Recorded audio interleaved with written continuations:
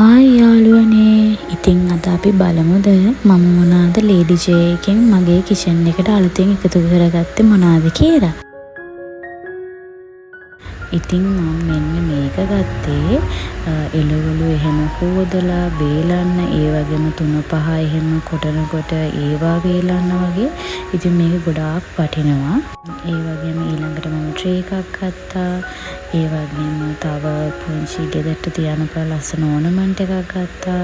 ඒ වගේම hand wash දාන bottle එකක් ගත්තා. ඉතින් ඇත්තටම කියනවනේ මේ ගණන් ඇත්තටම සාධාරණයි.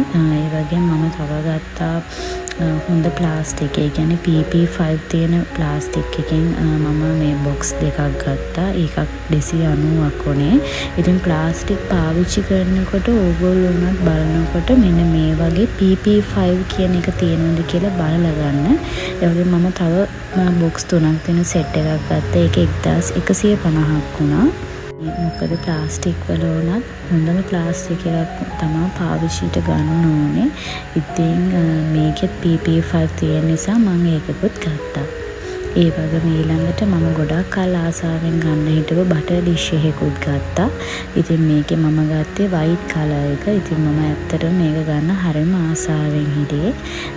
මේක වුණා මිල රුපියල් 2490ක්.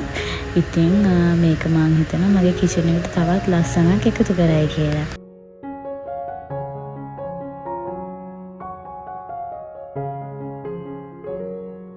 ඉතින් මම තව සර්වියට්ස් දෙකකුත් ගත්තා. එකක් උනේ 150යි. ඒ වගේම ඊළඟට ගෑස් වළඳක් ගත්තා. ඒකත් උනේ රුපියල් 220යි.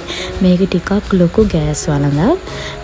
ඒ වගේම ඇත්තටම කියනවනේ මේගොල්ලන්ගේ ගෑස් වළංගටම ගොඩාක් හොඳයි. ඊළඟට මම තව වාස් එකකුත් ගත්තා. මේකත් උනේ රුපියල් 490යි. ඉතින් ඔහොම තමයි අද මම shopping කරේ. එහෙනම් මම ගිහින් එන්නම්. ඔයාලා හැමෝටම බුදු සරණයි දෙවිපේට.